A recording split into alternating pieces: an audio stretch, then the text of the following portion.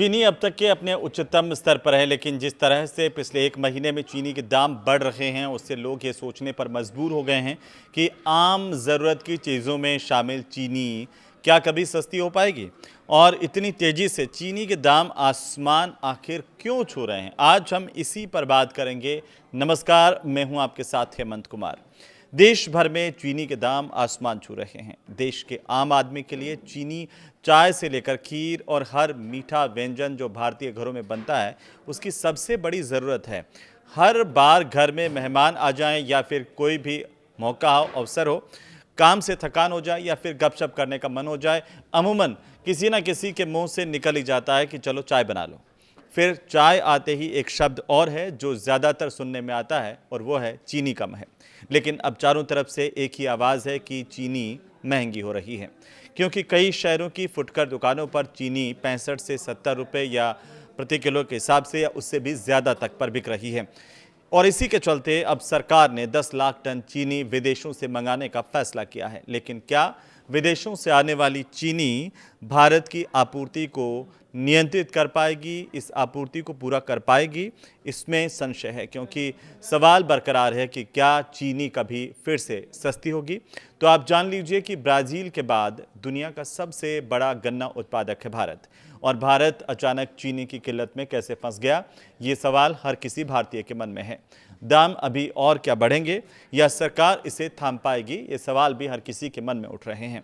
तो सवाल इस बात को लेकर के भी है कि चीनी के दाम पिछले दिनों में आखिर कितने बढ़े हैं कि हाहाकार मच गया। जवाब यही है कि चीनी के दाम करीब 2 साल से स्थिर बने हुए थे, लेकिन जून 2026 से चीनी की कीमतें अचानक से बढ़ने लगी और फिर चाय के प्याले में भी तूफान आ गया। कुछ लोग ये भी सोच रहे हैं कि इतनी तेजी से आखिर चीनी के दाम बढ़ने की वजह क्या है, क्योंकि हर चौक चौराहे से लेकर के गांव की थड़ी की दुकान पर या चाय की दुकान पर आजकल इसी बात को लेकर चर्चा हो रही है। तो आज के इस वीडियो में हम इसी को पूरा विस्तार से बताने वाले हैं।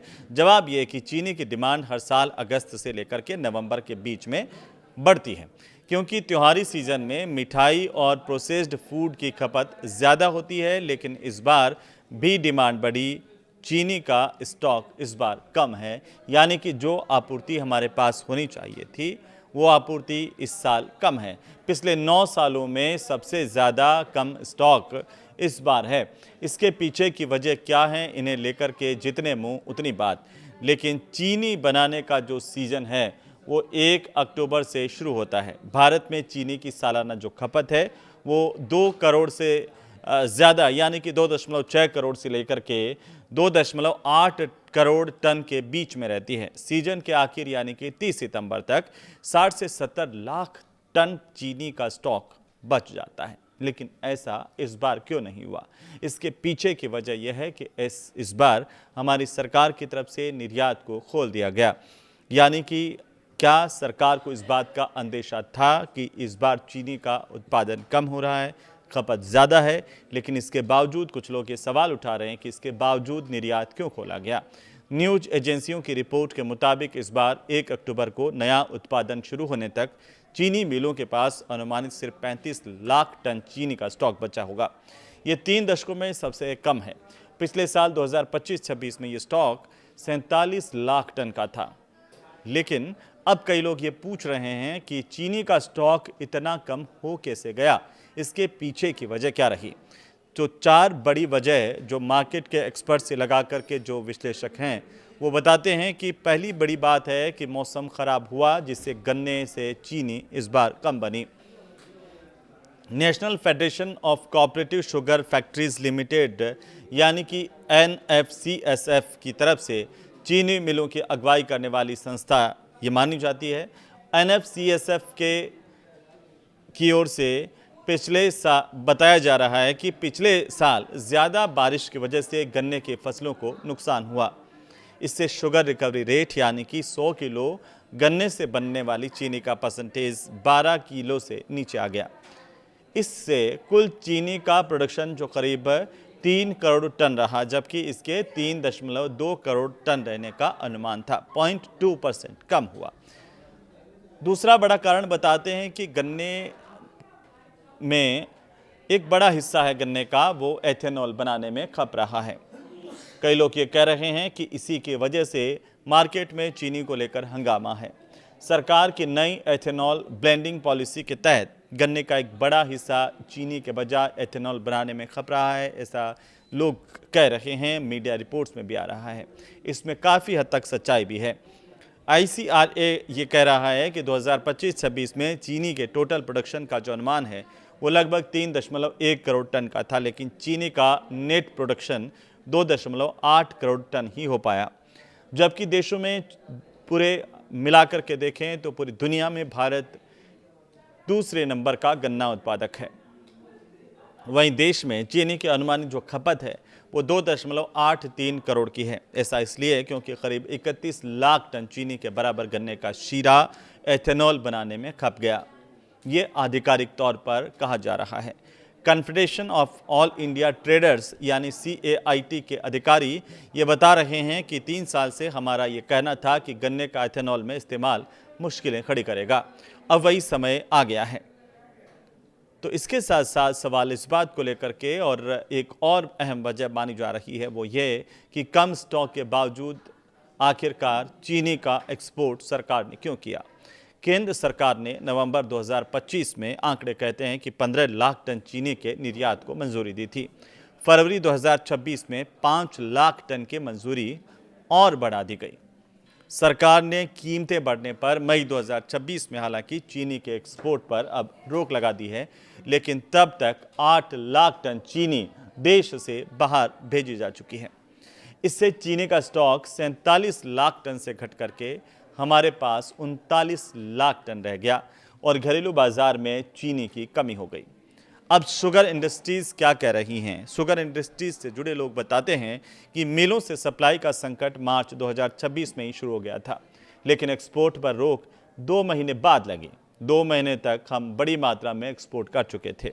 साफ है कि कोई सिस्टम को गुमराह कर रहा था कि चीनी का स्टॉक पर्याप्त है, जबकि असल में टोटल प्रोडक्शन खपत के बराबर भी नहीं था। क्या ये एक बड़ी गलती थी या फिर भूलवश ऐसा हो रहा था, या इसे लेकर के सरकार संजीदा नहीं थी? इस पर अलग अलग लोगों की अलग अलग राय है।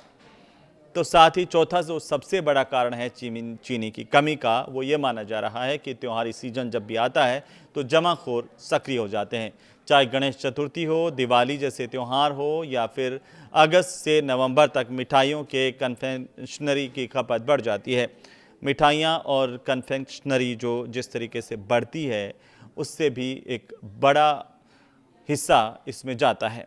मिठाई और बेवरेज वगैरह बनाने वाली कंपनियां चीनी स्टॉक करने लगती हैं। ज़्यादा डिमांड और स्टॉक कम होने के चलते दाम और ज़्यादा बढ़ जाते हैं। तो वहीं एक और सवाल सामने आता है, वो ये कि क्या आगे और दाम बढ़ सकते हैं? अब इन सब परिस्थितियों को जानने के बाद हम कह सकते हैं कि हाँ, चीनी की कीमत अभी और बढ़ सकती है। थोक व्यापारी जो कारण बता रहे हैं, इसका जो वजह बता रहे हैं वो ये है कि त्योहारी सीजन से पहले मांग में तेजी के चलते चीनी मिलें सप्लाई रोक रही हैं। मिलें स्टॉक को धीरे धीरे रिलीज कर रही हैं क्योंकि उन्हें कीमतों में और बढ़ोतरी की उम्मीद है। इंडस्ट्री से जुड़े लोग ये बताते हैं कि देश में चीनी का 6 लाख टन का मानक क्लोजिंग स्टॉक होना चाहिए। ये 3 महीने की खपत के बराबर है। हालांकि 1 अक्टूबर 2026 से शुरू होने वाले नए सीजन में ज़रूरी स्टॉक इससे कम हो सकता है। तो नवंबर में मिलें गन्ने की नई फसल की पेराई शुरू कर देंगी। इसके बाद ही सप्लाई में सुधार होगा। तब तक बाजार इसी मौजूदा स्टॉक पर ही निर्भर रहने वाला है। इससे कुछ कीमतें और बढ़ सकती है जो आपकी उम्मीदों से परे हो सकती हैं। अब इस बात को लेकर के सवाल है कि सरकार इसे कंट्रोल करने के लिए आखिर क्या कदम उठा रही है। तो इस बात का साधारण सा जवाब है जो सरकार की तरफ से बताया है कि सरकार ने 20 अगस्त 2026 को कीमतें कंट्रोल करने के लिए 4 बड़े कदम उठाए, जिनमें पहला ये कि खरीदारों के लिए स्टॉक लिमिट आदि की गई है। महीने में 10 टन से ज़्यादा चीनी इस्तेमाल करने वाले बड़े थोक खरीदार जैसे मिठाई और बेवरेज बनाने वाली कंपनियों के लिए 15 दिन की स्टॉक लिमिट तय की गई है। यानी अगर कोई थोक खरीदार चीनी की 1 क्विंटल की बोरी खरीदे तो 10 टन में 100 बोरियां होती हैं, लेकिन अब वह 1 महीने में 50 बोरी का ही स्टॉक रख सकते हैं। बड़े सप्लायर्स के लिए भी सरकार ने लिमिट तय की है, जिनमें चीनी के बड़े सप्लायर और डीलर जो खुद चीनी इस्तेमाल नहीं करते हैं वो भी अब अधिकतम 4000 क्विंटल यानी करीब 4000 बोरी से ज़्यादा स्टॉक जमा नहीं कर सकते हैं। अब आती है बात मिलों की। मिलों को बिक्री बढ़ाने के लिए सरकार की तरफ से कहा गया है, क्योंकि सरकार ने चीनी मिलों को सामान्य से 0.5 लाख यानी कि 50,000 मीट्रिक टन ज़्यादा चीनी बेचने की अनुमति दी है। यह भी कहा है कि किसी व्यापारी को चीनी बेचने के बाद 7 दिनों के भीतर चीनी की बोरियां ट्रक में लोड करके फैक्ट्री से बाहर निकल जानी चाहिए। इससे चीनी तुरंत बाजार तक पहुंचेगी और जमाखोरी से रुकेगी। हालांकि ये वक्त बताएगा कि कितनी जमाखोरी पर इससे अंकुश लगेगा, लेकिन चौथा और सबसे बड़ा कारण है 10 लाख टन चीनी इंपोर्ट को सरकार ने मंजूरी दी है। इस लिहाज से सरकारी सूत्र कह रहे हैं कि आने वाले दिनों में चीनी सप्लाई को लेकर के सामान्य स्थितियां पैदा की जाएंगी। सरकार ने 31 अक्टूबर 2026 तक के लिए 10 लाख टन कच्ची चीनी के इंपोर्ट को मंजूरी दी। इस पर कोई ड्यूटी भी नहीं लगेगी। आमतौर पर चीनी के आयात को लेकर के 100% इंपोर्ट ड्यूटी लगती है। हालांकि रिपोर्ट्स के मुताबिक 10 लाख टन चीनी इंपोर्ट करने से चीनी के थोक रेट कंट्रोल होंगे। उम्मीद कम है, क्योंकि इससे चीनी थोक में 500 रुपये प्रति क्विंटल तक ही गिर सकती है। रिपोर्ट्स ये कह रही हैं कि सरकार इस पेराई के सीजन में शीरे को एथेनॉल के बजाय पूरी तरह चीनी के प्रोडक्शन में लगाने का भी निर्देश दे सकती है। तो सवाल ये भी है कि क्या विदेशों से चीनी का आयात पहले से होता रहा है? कई लोग ये सवाल उठा रहे हैं। जान लीजिए कि बिल्कुल नहीं, क्योंकि भारत ब्राज़ील के बाद चीनी का दूसरा सबसे बड़ा प्रोड्यूसर और साथ ही साथ एक्सपोर्टर देश है, क्योंकि सबसे ज़्यादा उत्पादन ब्राज़ील के बाद भारत करता है। 2021-22 में भारत की तरफ से रिकॉर्ड तोड़ 1.1 करोड़ टन चीनी एक्सपोर्ट की गई, लेकिन बीते कुछ सालों में ये लगातार घट रहा है। घरेलू सप्लाई पर संकट हो तो सरकार ब्राज़ील जैसे देशों से कच्ची चीनी मंगवाती है और उसे घरेलू मिलों में रिफाइन करके बाजार में उतारती है। 10 साल पहले आखिरी बार 2017 में 24 लाख टन चीनी आयात की गई थी। अब सरकार कच्ची चीनी आयात करने की कोशिश में है। नवंबर से पहले पर्याप्त मात्रा में इस तरह की चीनी मिलने की संभावनाएं बेहद कम है, क्योंकि इसका निर्यात बहुत ही कम देश करते हैं। और ऐसे में आने वाले दिनों में चीनी के दाम क्या नीचे आएंगे, ये सवाल बरकरार है। कोई ये भी कह सकता है कि क्या चीनी फिर से सामान्य रेटों पर बिकेगी, या कई लोग ये सोच रहे हैं कि क्या चीनी कभी कौड़ियों के भाव भी बिकेगी। लेकिन अभी बाजार के मुताबिक ऐसा लगता नहीं है। बाकी आप क्या सोचते हैं, आप हमें कमेंट करके ज़रूर बताइए। और चीनी को लेकर के ये एक्सप्लेनर आपको कैसा लगा? साथ ही अगर अच्छा लगे तो इसे लाइक कीजिए, शेयर कीजिए और सब तक पहुंचाइए भी। नमस्कार।